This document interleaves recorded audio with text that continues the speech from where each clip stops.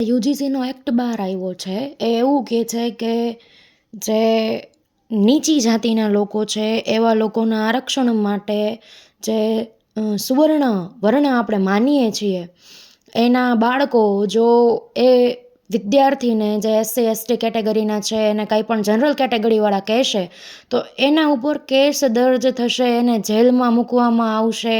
અને ઇક્વેશન માટે એવું સરકારે કીધું કે બ્રાહ્મણ ક્ષત્રિય આવી જે જનરલ કેટેગરી છે એ લોકો જે છે એસસી એસટી કેટેગરીના વિદ્યાર્થીઓને દબાવે છે, એનું શોષણ થાય છે.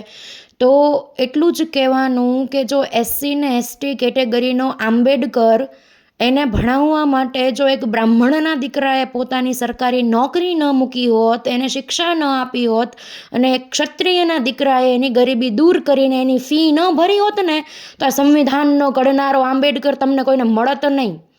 તો આ જે બ્રાહ્મણ અને ક્ષત્રિય અને જે બીજા જનરલ કેટેગરીની અંદર આવે છે એ લોકોને યુજીસી હેઠળ દબાવીને એવું કહેવામાં આવે છે કે હવે એનું ભવિષ્ય જે છે એ આવા લોકો ડિસાઈડ કરશે અને આવા લોકો નિર્ધારિત કરે અને બ્રાહ્મણ ક્ષત્રિય અને બીજી જનરલ કેટેગરીના લોકોને દબાવે.